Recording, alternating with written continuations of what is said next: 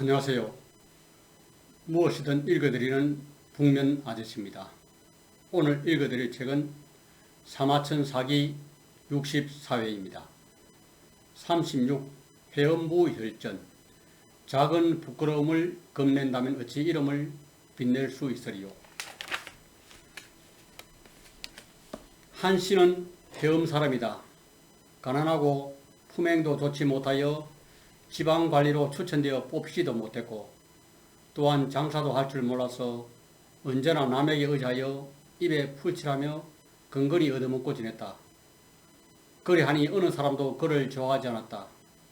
그는 여러 번에 걸쳐 남창의 정장집에서 밥을 얻어먹은 적이 있었는데 한 번 가면 몇 달씩이나 있었다. 정장의 처는 이 때문에 골머리를 앓았다. 그러던 어느 날 아침 일찍 침상에서 식사를 하고는 아침을 먹을 시간에 한신이 오자 주지 않고 모르겠다. 한신도 그들의 뜻을 잘 알고 있었기 때문에 크게 화가 나서 그 후 그 집에 다시는 가지 않았다. 한신은 성 아래에서 낚시질을 하며 지내는데 그 냇가에서는 노파 몇 사람이 나와 무명 빨래를 하고 있었다. 그 중 한 노파가 한신이 굶고 있는 것을 보고 밥을 가져다 주었다. 그 노파는 무명의 표백이 끝날 때까지 10여일 동안 하루도 그러지 않고 한신에게 밥을 거둬먹었다. 한신은 너무 기뻐하면서 노파에게 앞으로 이 은혜 크게 갚겠습니다 라고 고마워하자 노파는 화를 내면서 대장부가 스스로도 먹여 살리지 못하다니 내 하도 불쌍해서 밥을 준 거야. 어찌 너에게 보답을 바란다는 말이냐 라고 비난하였다. 회음에 사는 백정 중에 한 젊은이가 한신에게 시비를 걸었다. 너는 비록 키가 크고 장금을 차고 다니는 것을 좋아하지만 마음속으로는 겁쟁이지. 그러고는 사람들 앞에서 한신에게 모욕을 주었다. 만약 내가 죽음을 두려워하지 않는다면 어디 그 칼로 나를 찔러봐라. 그러지 않고 죽음이 두려면 내 가랑이 밑으로 기어가라. 한신은 한참 동안 그를 뚫어지게 쳐다보다가 마침내 땅에 엎드려 건달의 바지가랑이 밑을 기어나갔다. 이를 본 거리의 사람들이 모두 한신을 겁쟁이라고 조롱하였다. 한신은 당시 회수에 진격해온 초나라 향량의 군대에 자신의 칼을 차고 가담하여 향량의 부하가 되는데 별다른 이름을 얻지 못했다. 향량이 전사한 이후에는 항우의 부하가 되어 낭중에 임명되었다. 그는 항우에게 여러 번에 걸쳐 헌책했으나 항우는 한 번도 그 의견을 채택하지 않았다. 한왕 유방이 촉지방으로 진출하였을 때 한신은 초나라 진영에서 도망쳐 한왕 진영에 가담하였다. 그러나 한신은 여기에서도 자신의 성과를 높이지 못하고 고작 양식 창고를 관리하는 미관 말집만 얻었을 뿐이었다. 그러다가 그는 법을 어겨 처형당할 처지가 되었다. 같이 죄를 지은 13사람이 이미 처형되고 드디어 한신의 차례가 왔다. 이때 그는 고개를 들고 하늘을 우러러 보았다. 그때 마침 등공이 보이자 그는 큰 소리로 한왕께서는 천하제패의 대망을 갖고 계시는 분이 아닙니까? 왜 장사를 죽이려고 합니까? 라고 외쳤다. 등공 하우영이 그의 말을 듣고 매우 기이하게 여기면서 한신의 용모가 비범한 것을 보고는 곧바로 처형을 중단하였다. 그는 한신과 이야기를 해보고는 곧 그를 좋아하게 되었다. 그리고 이를 한왕에게 말하자 한왕은 그를 치속 도의에 임명하였다. 그러나 한왕은 벼슬을 내리긴 했지만 그가 다른 사람과 별로 다른 점이 있다고 생각하지 않았다. 한신은 재상 소하와 여러 차례 대화를 하였는데 소하는 그가 범상치 않은 인물이라는 것을 알았다. 일행이 한왕의 도성 남정으로 가는 도중에 장수들 중 반수가 도망을 쳐버렸다. 한신도 이제까지 소하 등이 몇 번이나 한왕에게 자기를 추천했지만 한왕은 전혀 기용할 생각을 하지 않는다고 생각하여 결국 도망치고 말았다.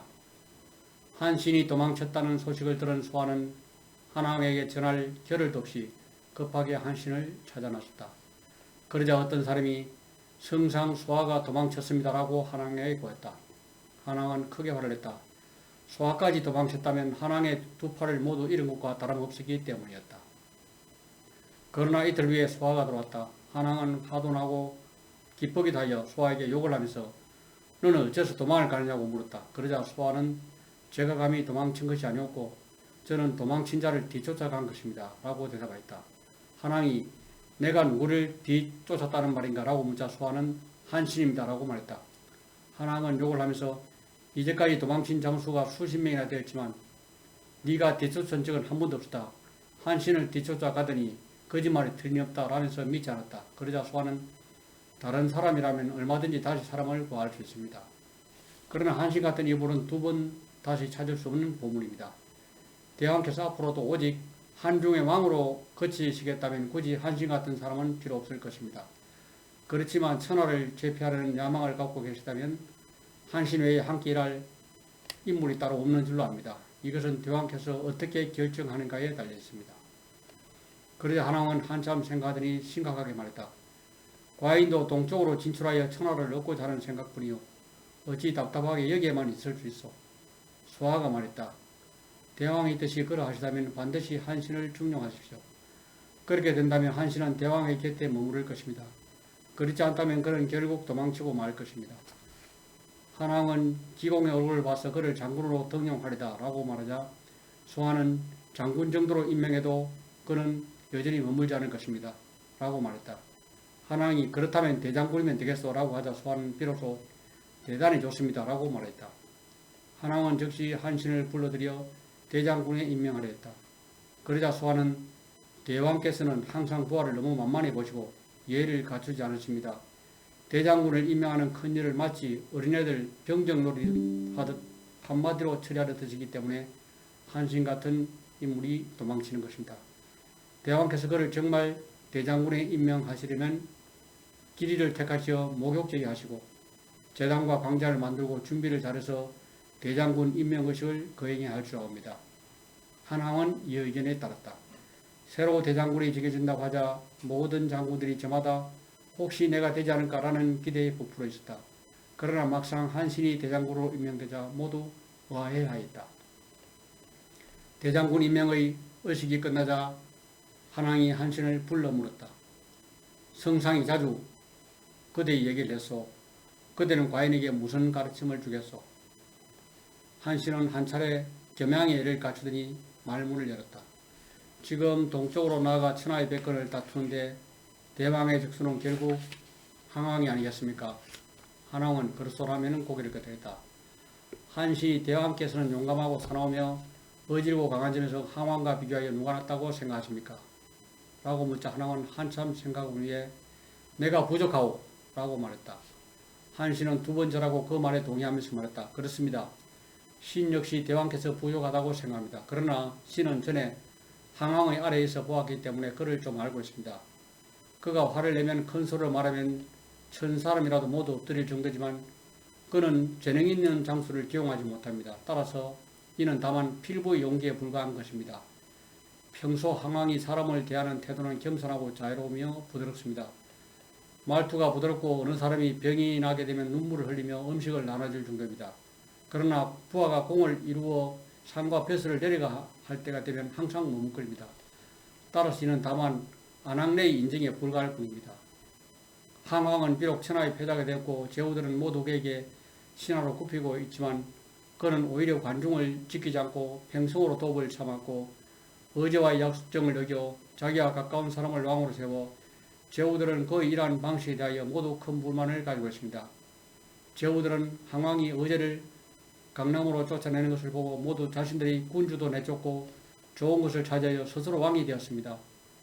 한왕의 군대가 지나가는 모든 곳은 유린당하고 파괴되어 천하 사람들 모두 그들을 원망하며 백성들도 그들을 따르려고 원하지 않습니다.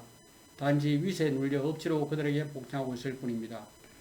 그래야 지금 비록 명의상으로는 평양이지만 실제로는 이미 민심을 잃고 있는 것입니다. 따라서 그의 강대함은 금방 시약해지고 말 것입니다. 지금 대왕께서 이와 반대로 능히 행하셔서 천하의 용감하고 싸움 잘하는 사람을 임용하실 수 있다면 어찌 적들을 주멸시키지 못하시겠습니까? 천하의 성읍을 공이 있는 신하에게 준다면 어느 누가 대왕께 복종하지 않겠습니까? 정의의 군대로서 고향을 그리워하는 백성 병사들의 마음을 따라 동쪽으로 진군한다면 어느 누가 격파되지 않을 수 있겠습니까? 더구나 진나라 땅에 봉해진 세 명의 왕은 모두 진나라 장군 출신으로서 그들은 진나라 청년들을 이끌고 전쟁을 한 지 이미 몇 년이 지났는데 그들 중 죽은 사람과 도망친 사람이 부지기수입니다. 게다가 그들은 부하들을 속이고 제후들에 투항하여 신하에 이르러 항왕은 사기의 수법으로 진나라에 투항한 병사 20만 명을 헛구덩이 속에 매장시켜버리고 오직 장한과 사만 등의 세 사람만 살아남게 하여 진나라 사람들은 모두 이 세 사람에게 원한이 사무쳤습니다. 현재 항왕이 위세를 떨치면서 이 세 사람을 왕으로 삼았지만 진나라 사람 어느 누구 하나 그들을 옹호하는 사람이 없습니다. 대왕께서는 한국관에 들어가서 초도 침범하는 일이 없었으며 진나라의 가혹한 형벌을 폐지하고 진나라 백성들과 법삼장을 약정하셨습니다. 그래서 진나라 백성들 중 어느 누구도 대왕께서 진나라의 왕이 되시기를 바라지 않는 자가 없었습니다. 당초 제후들의 약정에 근거하여 대왕께서 당연히 관중에서 왕이 되셨어야 했고 관중 백성들도 모두 이를 알고 있습니다. 그러나 대왕께서는 마땅히 받아야 할 봉장을 잊고 한중으로 들어와 이를 원망하지 않은 진나라 백성이 없습니다. 지금 대왕께서 병사를 일으켜 동진하시면 삼전의 땅은 오직 정문 한 장만 가지고도 곧바로 안정시킬 수 있습니다. 한왕은 한신의 말에 대단히 기뻐하며 한신과 너무 늦게 만나게 된 것을 한탄하였다. 그는 한신의 계책을 받아들여 각 장수들을 그에 따라 배치하였다. 8월 한왕은 진창에서 병사를 일으켜 동쪽으로 진군하여 삼진의 땅을 평정하였고 다음에는 한국관을 나가 황하 남쪽의 땅을 점령하자 북원의 다른 나라들이 모두 항복했다. 한왕은 제나라와 조나라 군사를 합쳐 초나라를 공격했는데 4월에 이르러 평성에서 오히려 크게 패하게 되자 한나라 군사들은 뿔뿔이 흩어지게 됐다. 하지만 한신은 다시 군대를 불러 모아 전열을 재정비한 후 초나라를 공격하여 초나라 군대를 격파했다. 그 후 초나라는 서쪽으로 공격하지 못했다. 한왕이 평성에서 피한 뒤 사마함과 동해는 한나라를 배반하고 초나라에 항복했으며 제나라와 조나라 역시 한나라를 버리고 초나라와 연합하였다. 한신은 의병을 배치하고 일부러 배를 늘어놓으면서 임진관을 건드리는 것처럼 꾸몄다. 그러나 실제로는 따로 배치한 정예병으로 하여금 몰래 나무로 만든 통과 항아를 이용하여 강을 건너 위나라의 도성 안읍을 지습토록 하였다. 예상치 못한 기습을 당한 위표는 크게 놀라 병사를 이끌고 대직에서나 속수무책으로 패배한 채 포로가 됐으며 위나라에서는 하동군이 설치되었다. 한왕은 곧바로 장의를 파견하여 한신을 따라 병사를 이끌고 동쪽으로 가서 북쪽으로 조나라 왕 헐과 대나라의 진열을 공격하도록 하였다. 9월에는 대나라를 격파하고 아래에서 대나라 상국 하이를 붙잡았다.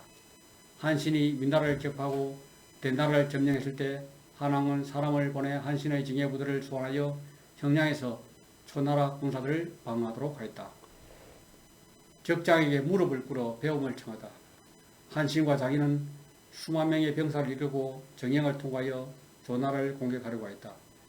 조나라 왕과 성안군 진전은 한나라가 곧 쳐들어온다는 소식을 듣고 20만 대군을 정영으로 들어온 입구에 배치하였다.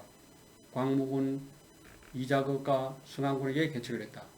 덕건대 한신은 서하를 건너 위양을 포로로 잡고 하이를 산채로 잡았으며 또 아래에서 격전을 벌였습니다. 현재 장의가 그를 도와 조나라 공략을 도모하고 있으니 이렇게 성녀의 기세를 타고 공격에 오고 있기 때문에 그 예봉을 당해내기 어렵습니다. 천리 먼 곳에서 굴량위를 치러 오게 되면 수송이 곤란해져서 군사들이 굶주릴 위험이 있으며 식사를 하려 해도 땔감을 모아서 밥을 해야 하므로 군사들은 먹을 것이 있어도 배불리 먹지 못하게 된다는 말이 있습니다. 지금 정령으로 가는 길은 폭이 좁아 수레 2대가 비켜갈 수 없고 기병은 대열을 지을 수 없습니다. 이렇듯 좁은 길에서는 행렬이 수백 리에 이어지고 형세로 보건대 군대의 식량은 반드시 군대 뒤쪽에 처질 것입니다.